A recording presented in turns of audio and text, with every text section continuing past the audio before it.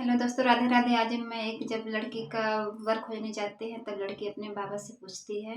उस समय का गीत है दोस्तों। अगर आप सभी को अच्छा लगे तो प्लीज़ लाइक करना, कमेंट करना और मेरे चैनल को सब्सक्राइब करना।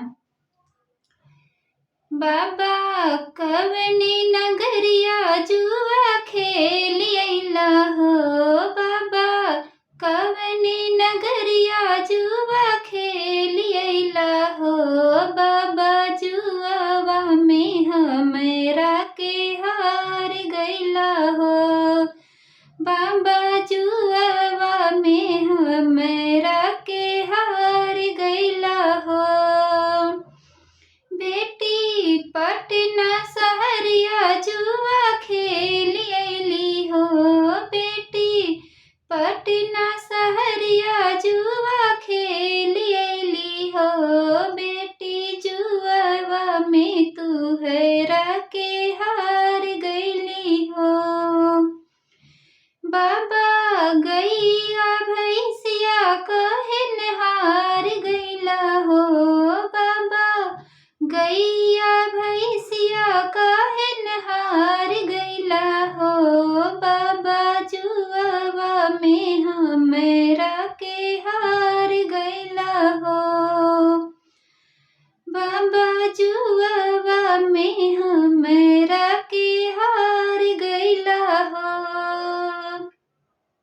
बेटी गैया भैंसिया घर सिंगार बाटिन हो। बेटी गैया भैंसिया घर सिंगार बाटिन हो। बेटी तू तो पाराए घर के धन बाटू हो। बेटी तू तो पाराए घर के धन बाटू हो। चाचा कवनी नगरिया जुआ खेल अइला हो। चाचा कवनी नगरिया जुआ खेल अइला हो। चाचा जुआवा में हमरा के हार गइला हो। चाचा जुआवा में हमरा के हार गइला हो। बेटी दिल्ली सहरिया जुआ खेल अइली हो। बेटी दिल्ली सहरिया जुआ खेल अइली हो। बेटी जुआवा में तू हैरा के हार गइली हो।